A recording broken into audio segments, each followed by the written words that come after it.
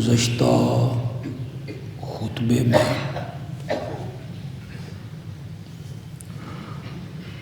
عبادت کی ایک قسم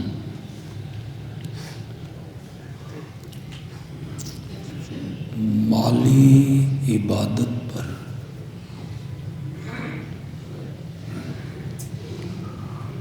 کچھ گفتگو میں نے کی تھی۔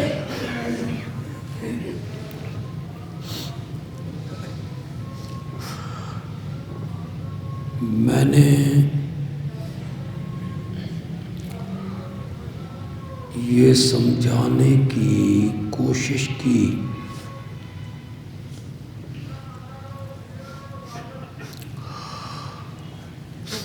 کہ جو تعظیم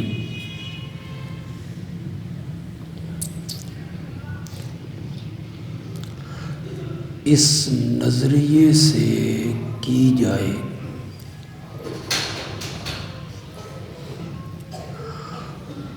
کہ جس ہستی کے لیے یہ تعظیم کر رہا ہوں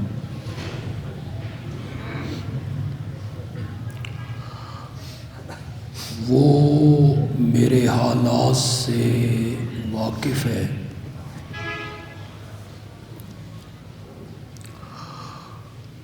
میں اسے نہیں دیکھ رہا مگر وہ مجھے دیکھ رہا ہے۔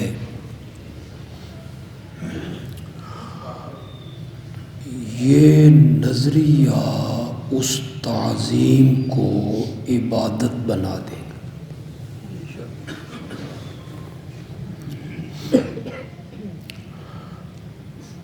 عام طور پہ اچھے خاصے پڑھے لکھے لوگوں تک کا خیال ہے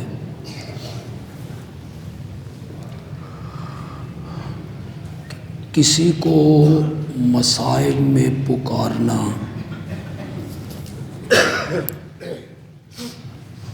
یہ کیسے عبادت ہے؟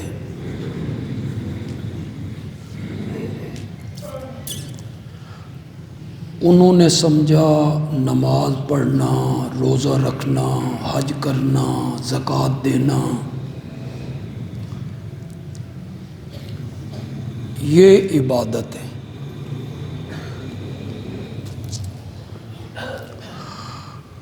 امام الانبیاء خاتم النبیین حضرت سیدنا محمد الرسول اللہ صلی اللہ علیہ وسلم نے فرمایا الدعاء هو العبادہ،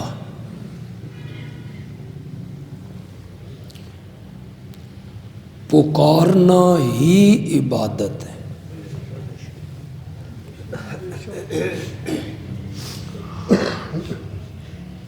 اور ایک وقت میں آپ نے فرمایا الدعاء مخ العبادہ، مخ کہتے ہیں مغز کو۔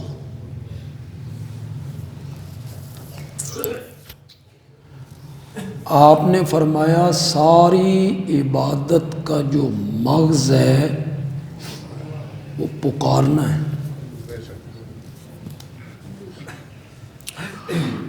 مصائب میں، مشکلات میں، دکھوں میں، تکلیفوں میں، حاجات میں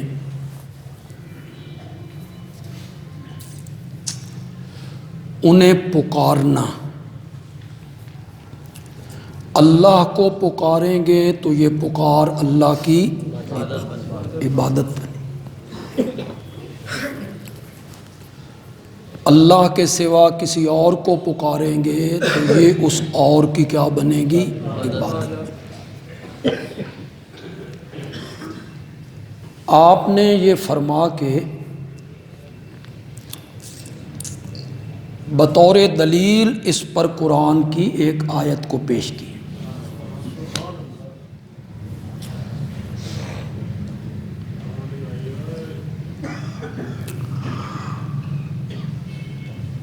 یہ سورت حامیم مومن میں آپ تھوڑی سی توجہ کریں گے، قرآن کا طرز اسلوب بتائے گا کہ پکارنا کیا ہے، توجہ سے سنیں گے۔ قال ربکم، تمہارا رب کہتا ہے، ادعونی، مجھے پکارو، استجب لکم، میں تمہاری پکاریں قبول کرتا ہوں۔ یعنی قبول کرنے کی صلاحیت مجھ میں ہے۔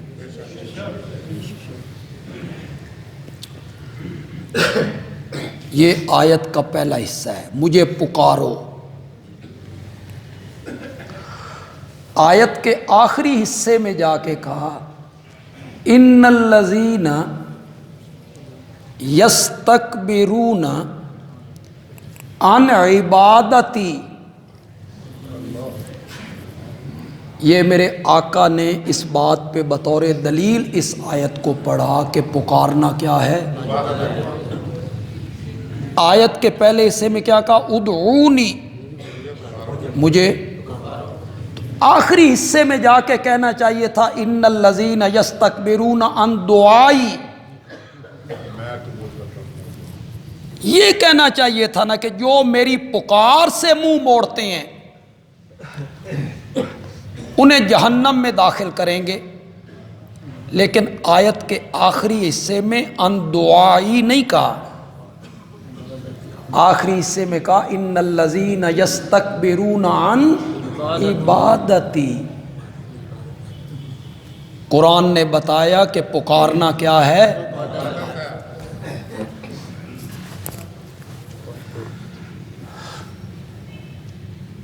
یہ وہ پکار ہے جو ما فوق الاسباب ہے، یہ ذہن میں رہے۔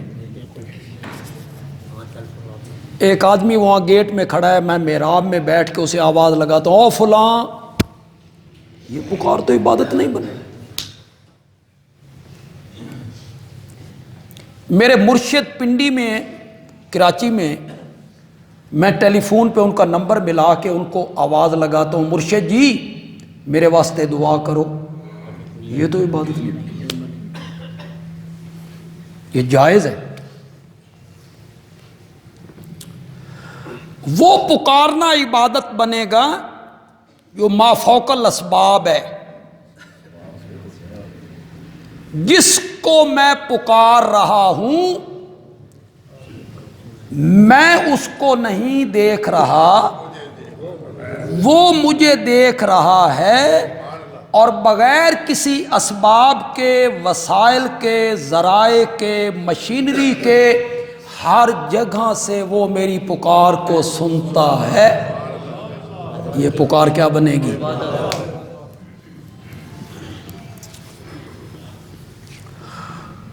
عبادت کی ایک قسم ہے مالی عبادت،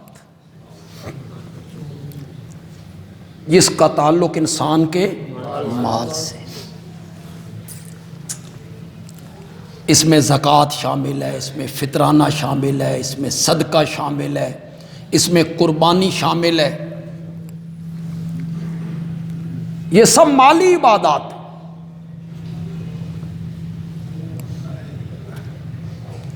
اس میں نظر و نیاز بھی شامل ہے، اس میں منت کا ماننا بھی شامل ہے۔ میرا یہ کام ہو گیا نا تو میں اللہ کی راہ میں ایک دیگ اتاروں گا، اسے کیا کہیں گے؟ منت مان لیں، بولو تو صحیح۔ میرے یہ کام ہو گیا تو اللہ کی راہ میں 10,000 روپے دوں گا، اسے نظر کہتے ہیں، منت کہتے ہیں، فارسی میں اس کا نام نیاز ہے۔ مترادف الفاظ ہیں، یہ نہیں کہ نظر کوئی اور چیز ہے اور نیاز کوئی اور چیز۔ بندہ کہے نظر اللہ اور نیاز حسین، نہ، جس چیز کا نام عربی میں نظر ہے نا، اسی کا نام فارسی میں کیا ہے؟ نیاز۔ اسی میں ہمارے پنجابی میں کہتے ہیں چڑھاوا۔ یہ بکرا چھترا فلاں بزرگ کے مزار پہ جا کے ذبح کریں گے۔ تھوڑا سا اور بات کو کھول دیتا ہوں، میرا فلاں کام ہو گیا تو داتا دربار پہ جا کے دیگ اتاروں گا، تو یہ ان کے نام کی کیا ہو گئی؟ نظر ہو گئی، نیاز ہو گئی، منت ہو گئی۔ یہ نظر ہو یا نیاز ہو یا منت ہو، یہ عبادت ہے، اور عبادت حق حضرت علی حجویری کا نہیں ہے، نہ حضرت حسین کا ہے، نہ حضرت علی کا ہے، نہ امام الانبیاء کا ہے۔ عبادت حق صرف اللہ کا ہے۔ لا الہ الا اللہ کے سوا کوئی عبادت کے لائق نہیں۔ قرآن نے اس کو بیان نہیں کیا، اسی لیے تو علماء لوگوں کو قرآن کے قریب نہیں آنے دے، کہتے تمہارے پڑھنے کی کتاب نہیں، ہم تمہیں سیف الملوک سنائیں وہ سنو، ہم تمہیں وارث شاہ کی ہیر سنائیں وہ سنو، ہم تمہیں بزرگوں کے معجزے من گھڑت وہ سنائیں سنو، خوش ہو وہ کہ بزرگوں کے ہاتھ میں بہت کچھ ہے، وہ جو چاہیں دیں جو چاہیں کریں۔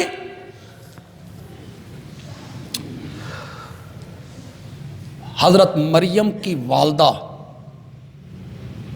امید سے ہوئیں، کیا کہا ہے رب نے؟ انہوں نے کیا کہا تھا رب سے؟ انی نظرت لکا، نظر تو کا معنی کرو نا، میں نے نظر مانی، کس کا؟ لکا، ما فی بطنی محررن، جو کچھ میرے پیٹ میں ہے میں اسے تیرے رستے میں آزاد کر دوں، بیت المقدس کا خادم بنا دوں، اس سے اپنا کوئی کام نہیں لوں گی۔ تو حضرت مریم نے جو نظر، حضرت مریم کی والدہ نے جو نظر مانی، کس کے نام کی مانی؟ اس سے پہلے انبیاء نہیں گزرے تھے؟ حضرت نوح گزرے ہیں، حضرت ابراہیم گزرے ہیں، حضرت یوسف گزرے ہیں، حضرت یعقوب گزرے ہیں، حضرت اسحاق گزرے ہیں، کسی کے نام کی نظر نہیں مانی۔ آپ مجھ پہ یقین کریں، دنیا کا کوئی ایسا عالم جو اپنے آپ کو حنفی کہلاتا ہے، امام اعظم امام ابو حنیفہ کا وہ مقلد، وہ میری اس بات کا انکار نہیں کر سکے، وہ بیان بھی نہیں کرے گا، بیان میں کروں گا، وہ انکار نہیں کرے گا۔ فقہ حنفی کی کتابیں اٹھاؤ، بحر الرائق اٹھاؤ، دوسری فقہ حنفی کی کتابیں اٹھائیے گا، کیا فقہ حنفی کے علماء نے یہ نہیں لکھا اپنی کتابوں میں النظر عبادت، نظر ماننا کیا ہے؟ النظر عبادت۔ آگے بھی سنا دوں، اس کا ترجمہ میں نہیں کروں گا، ترجمہ آپ کریں گے۔ النظر عبادت والعبادت لغیر اللہ کفر صریح وشرک قبیح۔ نظر ماننا عبادت ہے اور غیر اللہ کی عبادت کرنا، لاؤ فتویٰ، شاباش ہو، غیر اللہ کی عبادت کرنا کیا ہے؟ اور اس میں کیا ہے؟ یہ تو ساری دنیا مانتی ہے، لا الہ، اللہ کے سوا کوئی معبود نہیں، اللہ کے سوا کوئی عبادت کے لائق نہیں۔ یہ جو نظر ہے، یہ جو نیاز ہے، جانوروں میں ہے، دودھ میں ہے، غلے میں ہے، زمین کی پیداوار میں ہے، نقد رقم میں ہے۔ چھوڑیے یار، میں اس پر دلائل دیتا چلا جاؤں، فقہ حنفی کے دلائل دوں، میں قرآن کی آیتیں اس پر پڑھوں، میں اپنے آقا کے فرمان اس پر پڑھوں۔ چھوڑیے، میں کوئی دلیل نہیں دینا چاہتا، میں آپ کی عقل سے اپیل کرنا چاہتا ہوں۔ جتنے لوگ یہاں بیٹھے ہو غیر اللہ کی نیاز اور غیر اللہ کی منت اور غیر اللہ کے نام پر مال کو تقسیم کرنا، اس سے عقل سلیم بھی قبول نہیں کرتا۔ چھوڑ دیجئے اسے کہ قرآن کیا کہتا ہے یا حدیث کیا کہتی ہے یا فقہ حنفی کیا کہتی ہے، ورنہ آپ بولیں یہ زمین کس کی ہے؟ ان الارض للہ، یہ ساری زمین کا مالک کون ہے؟ یہ زمین کس کی ملکیت؟ چلتے ہوئے پانی پر اس زمین کو بچھانے والا کون ہے؟ اللہ، ہاں اللہ ہی۔ چلتے ہوئے پانی پر اس زمین کو بچھانے والا کون ہے؟ اللہ ہی۔ پھر یہ ذمہ دار کاشتکار جو بیج زمین میں بو کے آتا ہے، یہ بیج عطا کرنے والا کون ہے؟ ان ہاتھوں میں قوت دینے والا کون ہے؟ پھر بادلوں کو ہانک کے لانے والا کون ہے؟ پھر بارش کو برسانے والا کون ہے؟ پھر اس بیج کا سینہ چیر کر اس کا کچھ حصہ زمین کے اندر داخل کر کے ایک حصے کو کوپل کی شکل میں باہر نکالنے والا کون ہے؟ بولو بولو تو صحیح۔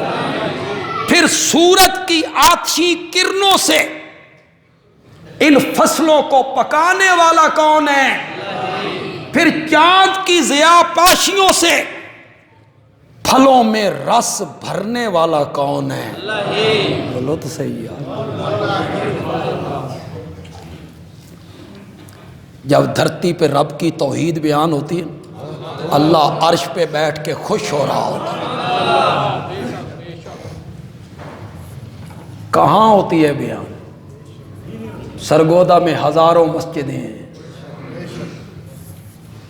10 15 15 منٹ علماء ولا شلا کے ہو گئے۔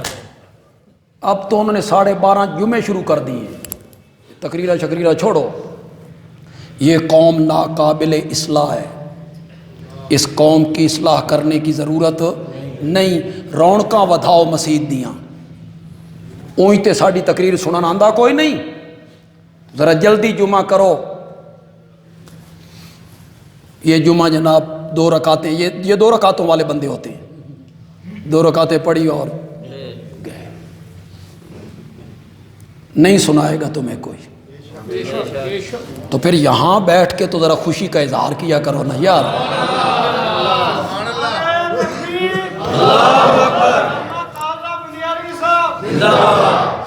پھر جن ہاتھوں سے اس فصل کو کاٹتا ہے، ان ہاتھوں میں قوت دینے والا کون ہے؟ جن بوریوں میں ان کو بند کرتا ہے، ان کا مادہ پیدا کرنے والا کون ہے؟ بولو تو صحیح۔ جب زمین رب کی، جو بیج ڈالا وہ رب کا، طاقت دینے والا رب، پانی عطا کرنے والا رب، جن ہاتھوں سے کاٹا ان ہاتھوں میں قوت دینے والا رب، ایک دانے کو زمین کے اندھیروں سے کوپل کی شکل میں نکال کے 700 دانوں میں بدلنے والا رب، جب یہ غلہ تیری بوریوں کے اندر آ گیا، عقل سے فیصلہ تو کر، اسے تقسیم کس کے نام پر ہونا چاہیے؟ جس کا کھائیے۔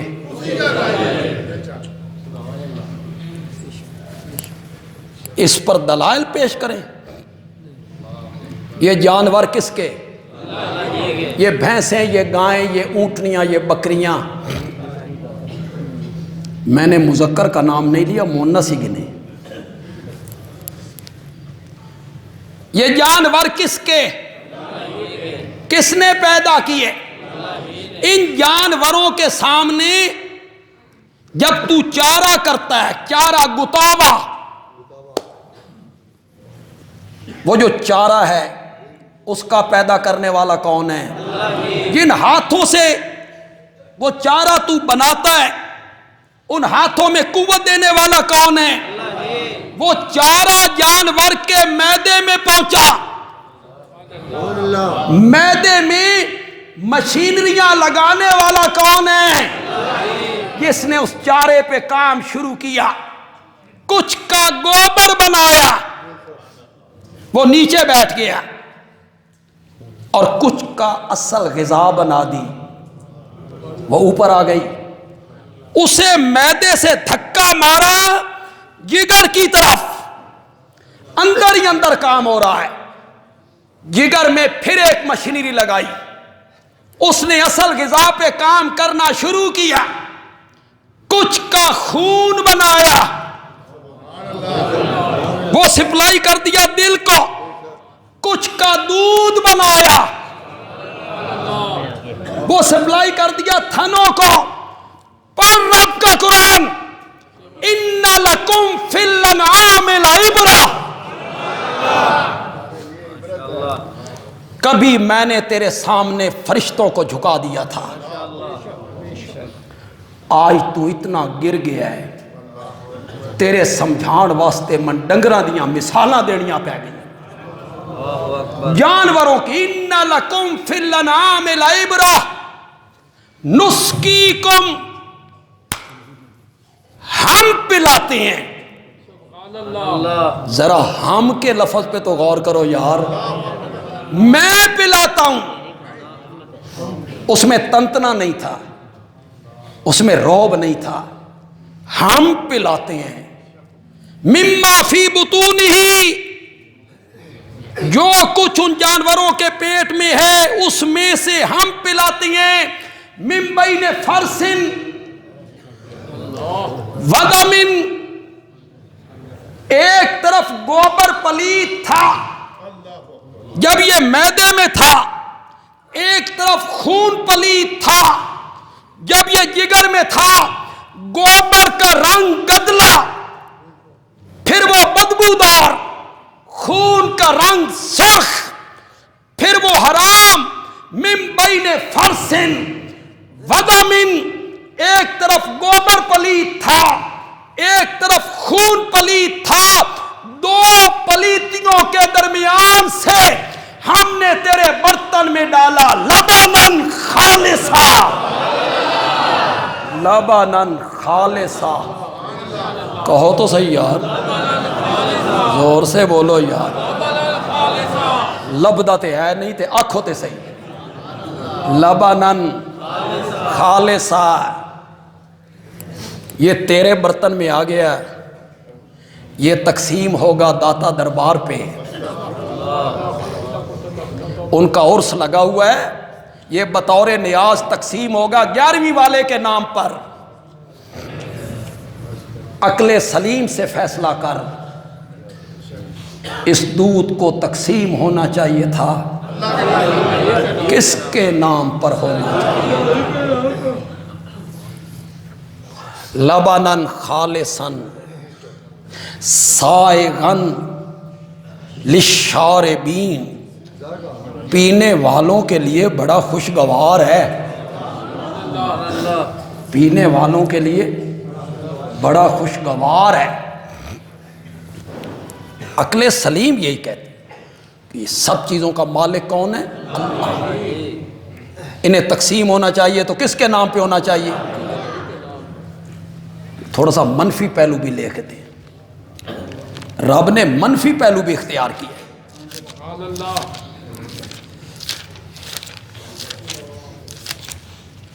یہ سورۃ لقمان ہے جی،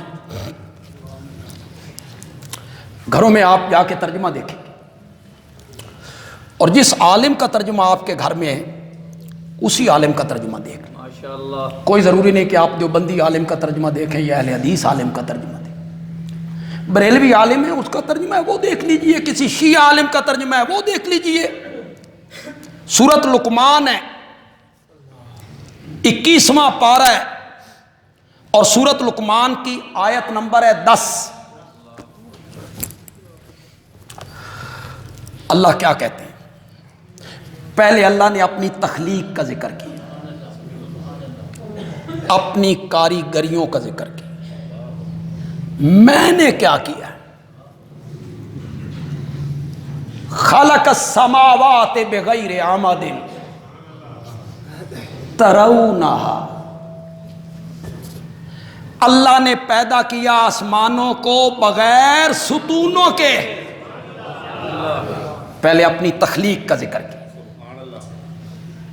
آسمانوں کو بنایا بغیر ستونوں کے۔ ترونہا، تم دیکھ رہے ہو کہ ان کے نیچے ستون کوئی نہیں۔ وَأَلْقَى فِي الْأَرْضِ رَوَاسِي، ہم نے جب پانی پہ زمین کو بچھایا نا تو زمین ڈولنے لگی، تو ہم نے اس پر پہاڑوں کی میخیں ٹھونک دیں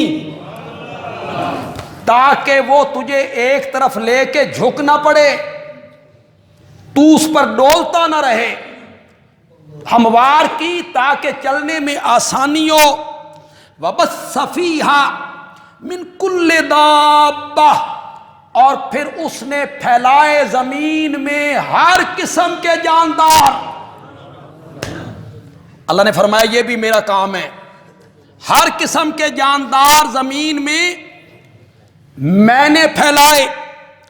وَأَنزَلْنَا مِنَ السَّمَاءِ مَاءً، اور ہم نے اتارا آسمان سے پانی۔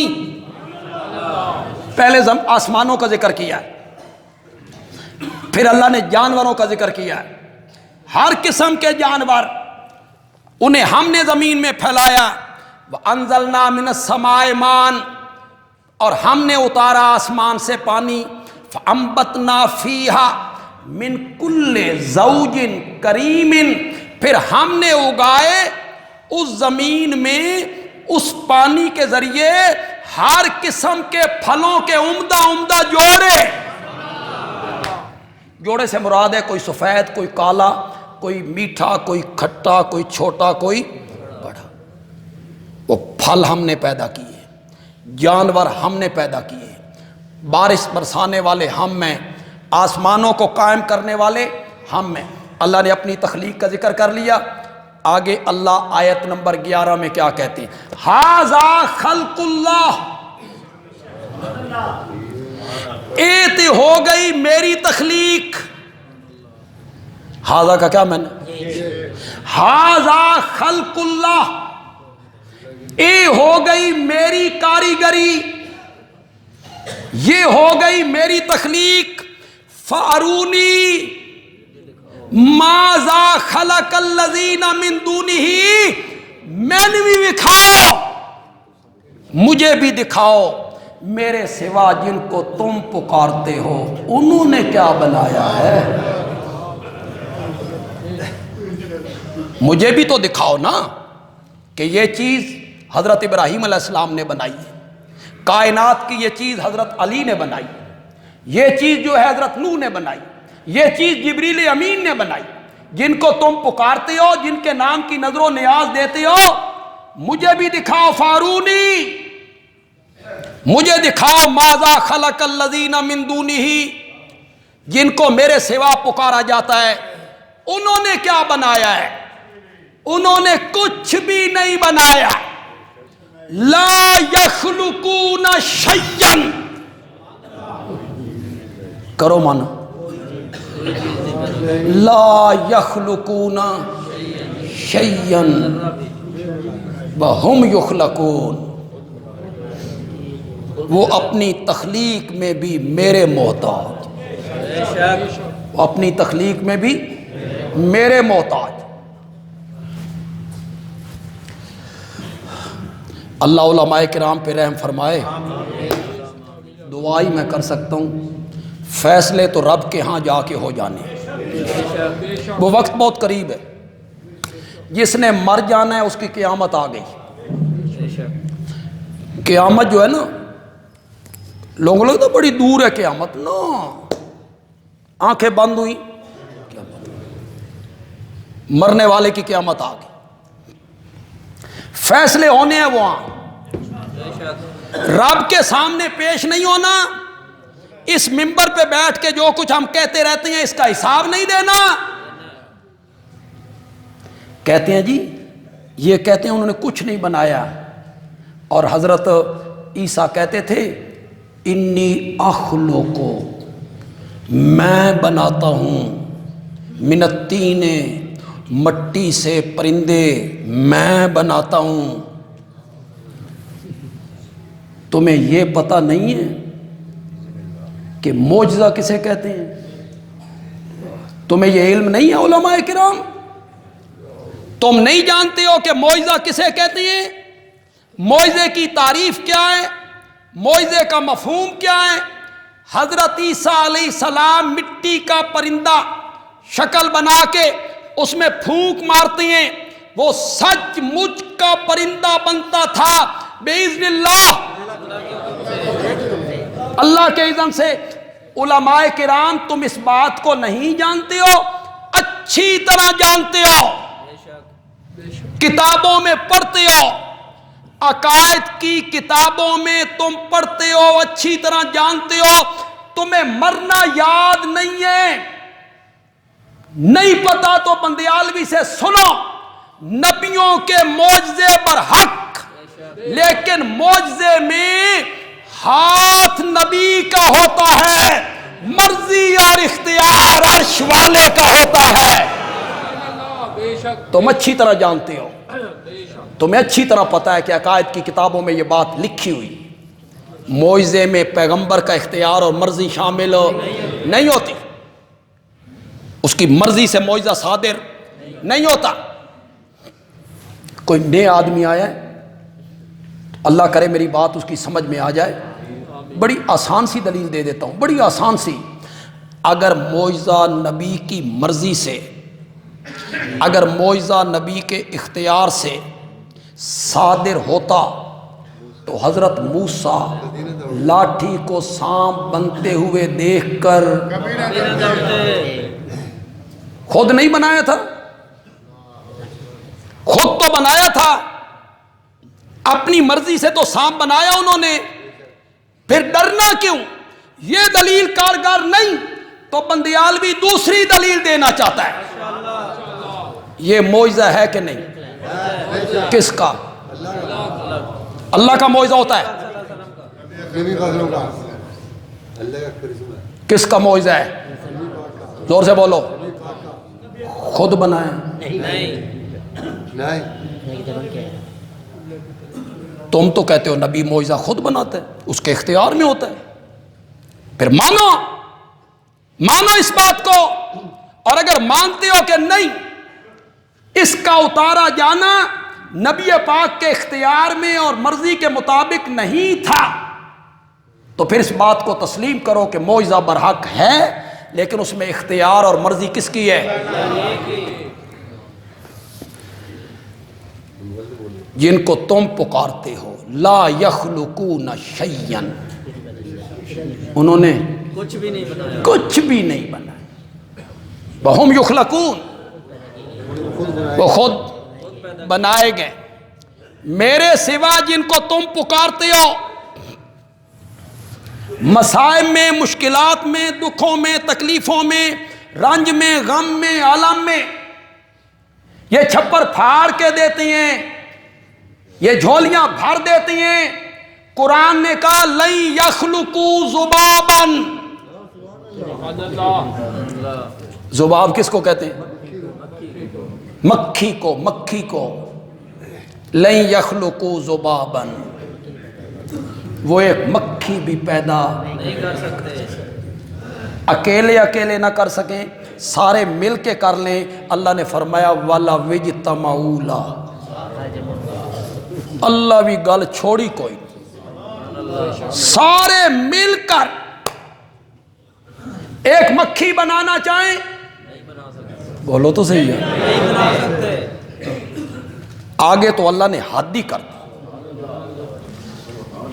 یہ سورت حج ہے، 7واں پارہ ہے، سورت حج کا آخری رکوع ہے۔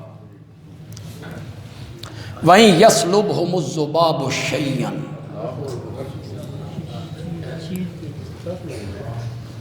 مکھی کا بنانا تو بڑی دور کی بات ہے، مکھی بنانی پڑے گی نا، اس کا جسم بنانا پڑے گا، اس کے پر بنانے پڑیں گے، اس کا دل، معدہ، جگر، آنکھیں، کان، پھر روح پھونکنی پڑے گی۔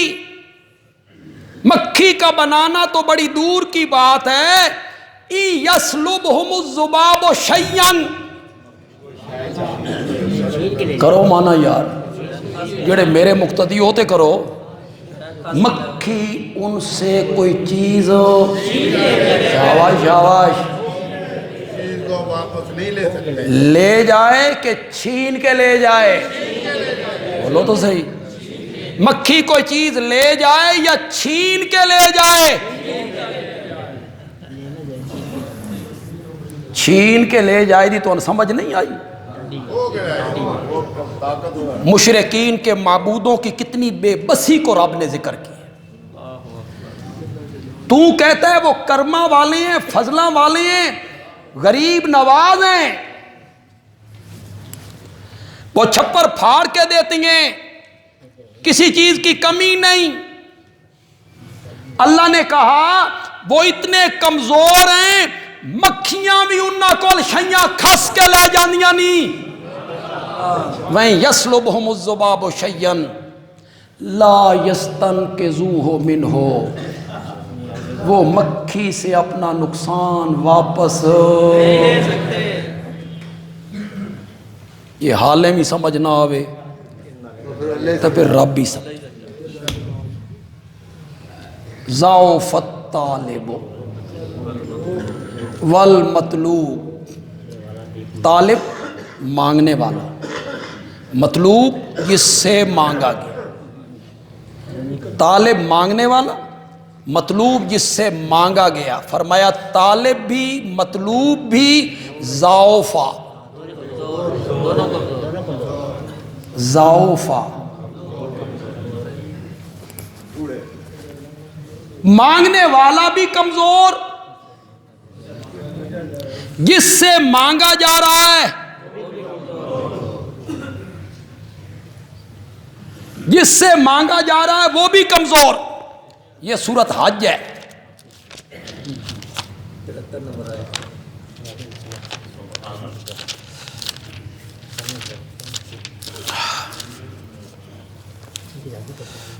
آیت نمبر 73۔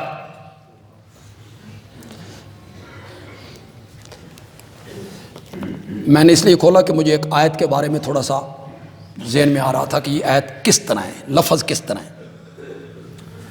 ضعفا کہو، ضعفا کہو، ضعفا، ضعفا، مانگنے والا بھی کمزور،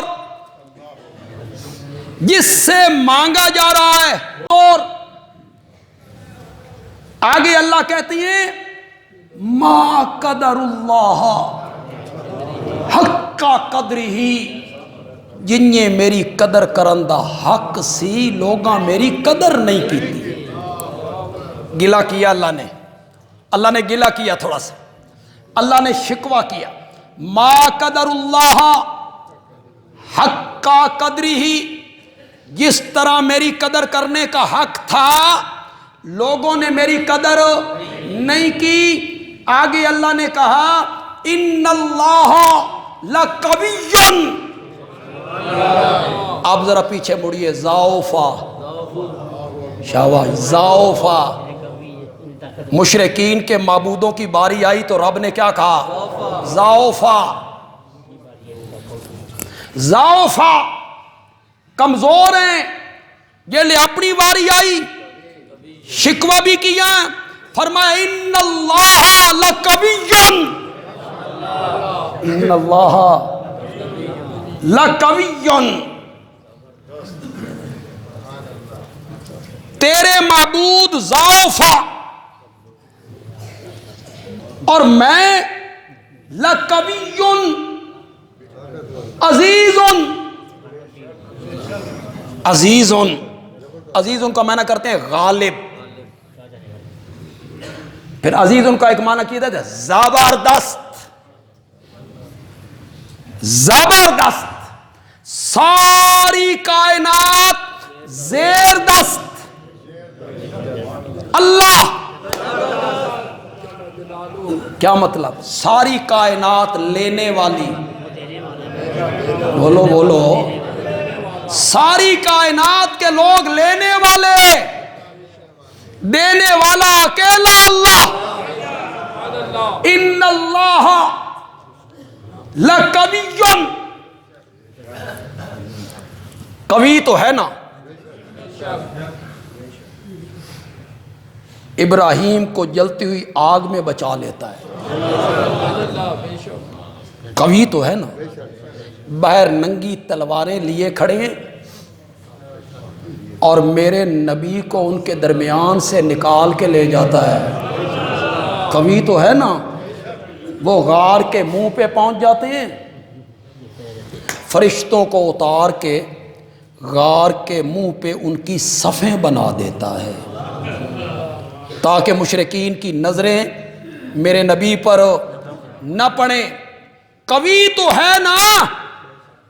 ان اللہ لقوی، قوی تو ہے نا، جس کی ضمانت دینے والا کوئی نہیں.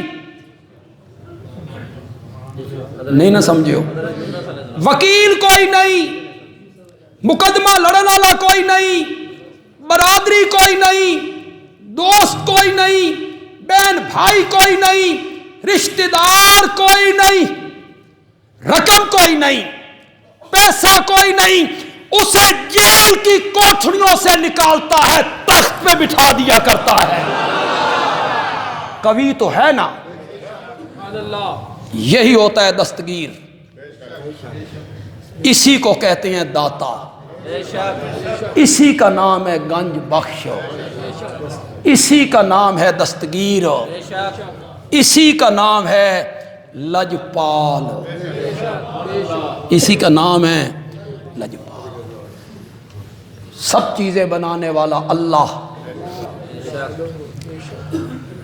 تو پھر یہ چیزیں تقسیم کس کے نام پہ ہونی چاہیے؟ جانوروں کا بنانے والا اللہ، تو جانور بطور نظر و نیاز ذبح کس کے نام پہ ہونے چاہیے؟